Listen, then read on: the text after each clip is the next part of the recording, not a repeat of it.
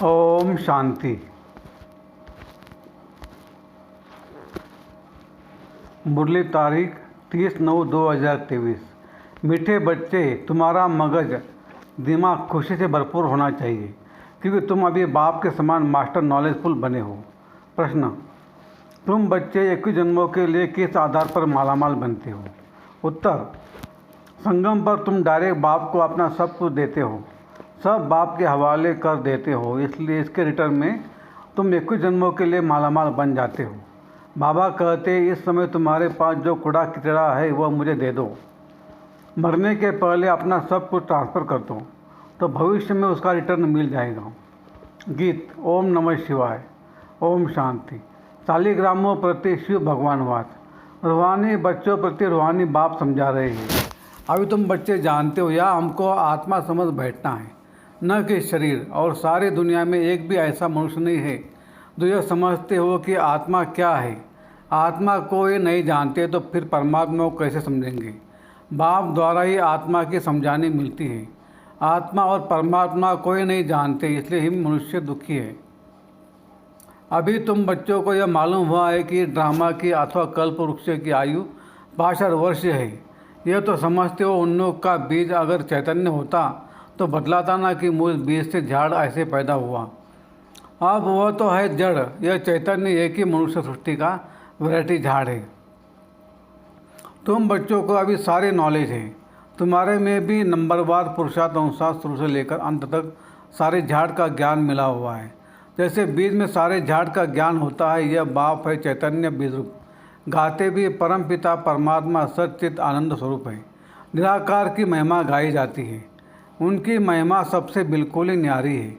मनुष्य तो कुछ भी नहीं जानते, बल देवताओं को यह वर्षा यहाँ से मिलता है, परंतु उनको भी वहाँ यह ज्ञान नहीं रहता। वंडरफुल बात है ना। यहाँ अभी तुमको सारा ज्ञान मिलता है, बुद्धि में नॉलेज है, यह सृष्टि चक्र कैसे फिरता है। बाप आकर के नई राजधानी स्थापन करते हैं। तुम ही ड्रामा के एक्टर्स हो, सिर्फ तुमको ही ड्रामा के आदि मध्य अंत रास्ता और रचना का ज्ञान है, और किसको है नहीं। न शूद्र वर्ण को यह ज्ञान है, न देवता वर्ण को यह ज्ञान है। कोई सुनेंगे तो वंडर खाएंगे।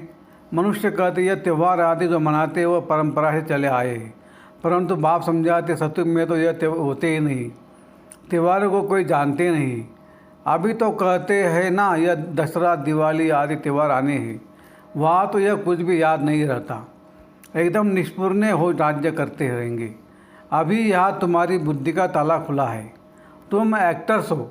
इस ड्रामा के क्रिएटर, डायरेक्टर, मुख्य एक्टर, डायरेक्शन आदि को जानते हो। यह नॉलेज जिसकी बुद्धि में रहेगी उनको अपार खुशी रहेगी। गॉड फादर को ही नॉलेजफुल ज्ञान सागर कहा जाता है। कौन सी नॉलेज है? सिवाय तुम्हारे यह कोई भी समझ ना सके। गॉड को ही नॉलेजफुल वर्ल्ड ऑलमाइटी अथॉरिटी कहा जाता है। तो नॉलेज किसकी है? सभी वेदों, शास्त्रों, ग्रंथों, सृष्टि के आदि मध्य अंत की। शास्त्रों में यह ज्ञान नहीं है, वह ही भक्ति मार्ग के शास्त्र। सिर्फ पूजा करते रहो, बाकी रचयिता और रचना के नॉलेज कुछ भी नहीं है। तब तो ऋषि मुनि आदि भी कहते थे कि हम रचता और रचना को नहीं जानते। समझाने वाला एक ही बाप है, तो जानेंगे फिर कहाँ से? अभी तुम बाप द्वारा सुनते हो, फिर यह नॉलेज प्रायलोप हो जाती है। यह नॉलेज सिवाय तुम बच्चों के और कोई नहीं जानते। तुमको कितनी बड़ी नॉलेज मिलती है, तो तुम बच्चों को कितनी खुशी होनी चाहिए। वह लोग डॉक्टरी आदि पढ़ने के लिए, सीखने के लिए विलायत में जाते हैं। तुमको तो यहाँ ऐसा बनाते हैं जो वहाँ यह डॉक्टर आदि होते ही नहीं। बेहद का बाप जो नॉलेजफुल है, उन द्वारा हम सब कुछ जान जाते हैं। उनकी हम संतान हैं, तो ज्ञान से मगज दिमाग कितना भरपूर रहना चाहिए, कितनी खुशी होनी चाहिए। ऐसी कोई चीज़ नहीं जिसको हम न जानते हो। वह लोग जो कुछ पढ़ते हैं वह तो कुछ नहीं है। भक्ति मार्ग के शास्त्र आदि कितने पढ़ते हैं, परंतु यह तो कोई नहीं जानते कि यह सृष्टि चक्र कैसे फिरता है। तुम बच्चे भी मास्टर नॉलेजफुल बनते हो। नटशेल में तो सब जान चुके हैं, बाकी सिर्फ आत्मा जो तमो प्रधान है उनको सतो प्रधान बनाना है। कोई है जो तमो प्रधान से सतो प्रधान बने होंगे, कोई तमो से रजो बने होंगे, कोई रजो से सतो बने होंगे। सतो प्रधान नहीं कहेंगे। सतो प्रधान जब बन जाएंगे तो नंबरवार पुरुषार्थानुसार कर्मठ अवस्था आ जाएंगी। फिर तो नई दुनिया चाहिए राजाई के लिए, इसलिए पुरानी दुनिया का विनाश होता है। जब यह यज्ञ पूरा होगा तो सारी पुरानी दुनिया की आहुति पड़ेगी, यह पढ़ाई पूरी हो जाएगी। फिर नंबरवार पुरुषार्थानुसार कर्मठ अवस्था को चक्र लगे। जैसे वह भी इम्तिहान पास कर फिर ट्रांसफ़र हो जाते हैं, तुम भी मूर्तलोक से ट्रांसफ़र हो अमरलोक में चले जाएंगे। हम अमरलोक में थे, फिर थोड़ा जन्म लेते लेते मूर्तलोक में आ गए हैं। तुम कहते हो अभी हम पढ़ रहे हैं, फिर अमरलोक में जाकर देवी देवता बनेंगे। बाप ही मनुष्य देवता बनाते हैं। पतितों को पावन देवी देवता कौन बनाएगा? देवता तो यहाँ कोई है नहीं। जो देवी देवता बनावे लक्ष्मी नारायण चाहिए ना, वो तो यहाँ होते नहीं हैं। तुम बच्चे जानते हो ये समय बाप ही आकर पढ़ाते हैं, स्वर्ग का राज्य भाग्य देते हैं। स्वर्ग था, लक्ष्मी नारायण का राज्य था। इनों की यह राज्य किसने स्थापन की? हेवनली गॉड फादर ने ही पैराडाइज सत्युग स्थापन किया, जहाँ देवी देवता राज्य करते थे। वहाँ दूसरा कोई खंड था नहीं, एक ही भारत था। तुम्हारी बुद्धि में हम जब सब राज्य करेंगे तो दूसरा कोई नहीं होगा। तुम्हारी बुद्धि में यह सारा झाड़ है, इसका बीज ऊपर में है। वह सत्य चैतन्य है। आत्मा भी इम्पेरेसिबल है, बाबा भी इम्पेरेसिबल है। जो बाबा में ज्ञान है वह तुमको सुनाते हैं। सारा झाड़ खड़ा है, बाबा ऊपर में है। इस समय मनुष्य तमोप्रधान काटे हैं। सारा झाड़ पुराना होने से जैसे सूख जाता है, इसलिए इनको कहा जाता है कांटों का जंगल। वहाँ होता है फूलों का बगीचा। बागवान भी है, किसको खिवैया, किसको बागवान, किसको मालिक कहते हैं। बाप है खिवैया। तुम भी बोट चलाना सीख रहे हो। हर एक की नैया बहुत पुरानी हो गई है। नैया आत्मा और शरीर दोनों की बनी हुई है। गाते भी नैया मेरी पार लगाओ। अब नैया भी पुरानी तो शरीर भी पुराना।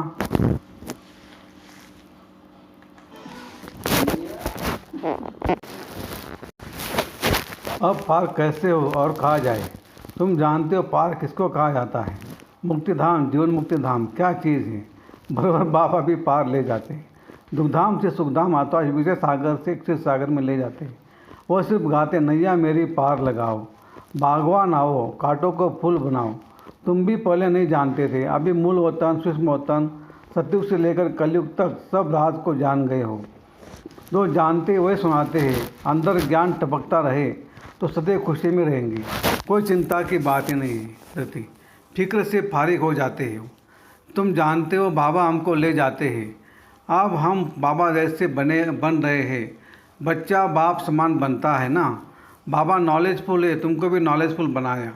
आत्माओं का कनेक्शन है ही परमात्मा बाप से। आत्मा कहती जो बाबा में नॉलेज दे वो हम आत्माओं को दे रहे हैं। तुम हो रूहानी बाप के रूहानी बच्चे। यह भी नई बात है ना। बाबा बगैर कोई सुना न सके। वो निराकार बाप भी साकार के आधार से सुनाते हैं, नहीं तो तुम सुन न सको। बच्चों को बाप आप समान बनाते हैं। दुख करता सुख करता वह बाप है। उनकी जो महिमा है वह तुम्हारी भी है। कोई फ़र्क नहीं। बाकी क्या फ़र्क रहता है? हम जन्म मरण में नहीं आते हैं, तुम जन्म मरण में आते हो। मुझे ज्ञान सागर कहते हैं तो मैं तुम बच्चों को ज्ञान देता हूँ। मैं सुख का सागर, पवित्रता का सागर, शांति का सागर हूँ, तो तुमको भी यह वर्षा देता हूँ। तुम जानते हो यह सारा चक्र फिर 5000 वर्ष बाद फिरेगा। यह नॉलेज है सोर्स ऑफ इनकम। जितना पढ़ते हैं और नॉलेज से इनकम होती है। ये नॉलेज भी है, धंधा भी है। शराब लोग सट्टा करते हैं, तुम क्या देते हो? कूड़ा कचरा। मरने के बाद करनी भोर को कूड़ा कचरा ही देते हैं। तुमको तो जीते जी देना है। ईश्वर अर्थ देते हैं। आप क्या ईश्वर का पुराना खटिया दे देंगे? बाप कहते तुम मरने से पहले ही सब दे दो। ये पुरानी चीज़ तुम्हारे काम में नहीं आएगी। भल कोई कितना भी साहूकार हो, परंतु कितने दिन के लिए होगा? एक जन्म के लिए। फिर कर्मों अनुसार पता नहीं कहाँ जाकर जन्म लेंगे। तुम तो बाप से एक जन्मों के लिए पुरुषार्थ कर अनुसार। यही रूहानी सर्विस। सारी दुनिया जानती है जिस्मानी सर्विस को, रूहानी को कोई जानते ही नहीं है। सुप्रीम रूह ही आकर नॉलेज देते हैं। उस सुप्रीम का जन्म भी मनाते हैं। उनको इस सुख का सागर, शांति का सागर, दुख हरता सुख करता कहते हैं। शिव नाम है ना। जयंती भी मनाते हैं, परंतु बुद्धि में कुछ नहीं है। बाप ही यह सब रात सुनाते हैं, फिर 5000 वर्ष बाद सुनाएंगे। यह ज्ञान सत्युग में नहीं होता, क्योंकि आत्मा सत्व प्रधान है। ज्ञान से वह ऐसी बनती है। यह नई बात है ना। मंदिर बनाने वाले भी यह नहीं जानते कि लक्ष्मी नारायण का मंदिर हम क्यों बनाते हैं। उन लोगों को यह राज्य किसने दिया, कैसे यह पद पाया। कहते हैं ना, कर्मों का फल है। अभी बाप बैठ कर्म अकर्म विकर्म की गति का राह समझाते हैं। उन्होंने भी यह नॉलेज सुनी होगी। है ही भगवानवाद। गीता से ही आदि सनातन देवता धर्म की स्थापना हुई। वहाँ बहुत थोड़े मनुष्य होते, बाकी सारी पुरानी सृष्टि कहा गई। जरूर विनाश हुआ होगा। महाभारत लड़ाई भी गाई हुई है। गिरधर कविराज कहते हैं। अब गिरधर तो कहते हैं श्री कृष्ण को। कवि कौन है? शिव बाबा को कवि कहा जाता है। कवि अर्थात सुनाने वाला। तुम जानते हो आपत्ति आदि बहुत आनी है। पुरानी दुनिया के विनाश क्या क्या चीज़ें बना रहे हैं। यह वही महाभारत लड़ाई है, जबकि भगवान ने आकर रुद्र ज्ञान यज्ञ रचा है। भगवान यज्ञ किस लिए रचते हैं? यज्ञ रचाई जाता है सुख शांति के लिए। बाप सभी का दुख हरता सुख करता है, तो इस ज्ञान यज्ञ में सारी पुरानी सृष्टि स्वाहा हो जाएगी। तुम जानते हो हम ब्राह्मण यज्ञ के सर्वेंट हैं। हम ब्राह्मण ब्रह्मा के सच्चे मुख वंशावली है, तो बाबा जो मुख से कहे वह मानना पड़े। श्री की श्रेष्ठ मत से हम श्रेष्ठ वर्ण शूद्र की माला का दाना बनेंगे। सिजरा बनाते हैं, वासवानी सिजरा, कृपलानी सिजरा। तो ऊपर में है शिव बाबा, उनका है निराकारी सिजरा। निराकारी सिजरा वह फिर साकारी सिजरा होता है। पहले नंबर में प्रजापिता, तो वह हुआ जिस्मानी और वह रूहानी। रूहानी बाप आकर प्रजापिता ब्रह्मा द्वारा रचना रचते हैं। उनको बुलाते ही है कि ये पतित पावन आओ, पुरानी पतित दुनिया को पावन बनाने आओ। नहीं बनाते हैं। प्रलय होती नहीं, तो यह वर्ल्ड की हिस्ट्री जोग्राफी रिपीट होती है। 84 का चक्र फिर से शुरू होता है। बेहद की बाप से बेहद की नॉलेज मिलती है, बेहद का वर्षा मिलता है। बेहद के बाप को सब याद करते हैं। हे भगवान कहते हैं ना, हे ईश्वर, हे प्रभु करने से कोई चित्र याद नहीं आता, निराकार याद आता है। कहते भी है कि भगवान को याद करो, फादर है ना, हम सब है ब्रदर्स। आत्माओं के लिए कहते हैं हम सब ब्रदर्स हैं। सब पुकारते हैं पतित पावन, दुख हरता सुख करता है लिबरेटर आओ, हमको गाइड करो। घर भूल गया है, याद है परंतु हम जा नहीं सकते। योग लगाने से जैसे घृत बढ़ता जाता है। आत्मा अविनाशी है ना, तो आत्मा की ज्योति सारी बुझाई नहीं जाती है। तो अब योगबल का घृत डालना है सदैव के लिए। फिर दीपमाला सोजरा हो जाएगा। दीपमाला अर्थात घर घर में सोजरा। तो दीपमाला कहाँ होगी? सतयुग में? यहाँ नहीं। यह सब बात तुम समझते हो। तुम्हारे पास ब्लाइंड फेथ नहीं है। अच्छा, मीठे मीठे सिकलदे बच्चों प्रति माता पिता बाप दादा का याद प्यार और गुड मॉर्निंग। रूहानी बाप की रूहानी बच्चों को नमस्ते। हम रूहानी बच्चों की रूहानी बाप दादा को याद प्यार गुड मॉर्निंग और नमस्ते। धारणा के लिए मुख्य सार। 1, चिंताओं से फ्री होने के लिए बाप समान नॉलेजफुल बनना है। बुद्धि में सदा ज्ञान का सिमरन करते रहना है। 2, रूहानी सर्विस कर अपनी प्रारब्ध बढ़ानी है। पुराना सब कुछ ट्रांसफ़र कर देना है। वरदान, सर्वप्रति शुभ कल्याण की भावना रख, परिवर्तन करने वाले बेहद सेवादारी भव। मेजॉरिटी बच्चे बाप दादा के आगे अपनी यह आस रखते हैं कि हमारा फलाना संबंधी बदल जाए, घर वाले साथी बन जाए। लेकिन सिर्फ उन आत्माओं को अपना यह आस रखते हो तो हद की दीवार के कारण आपकी शुभ कल्याण की भावना उन आत्माओं तक न पहुँचती नहीं है।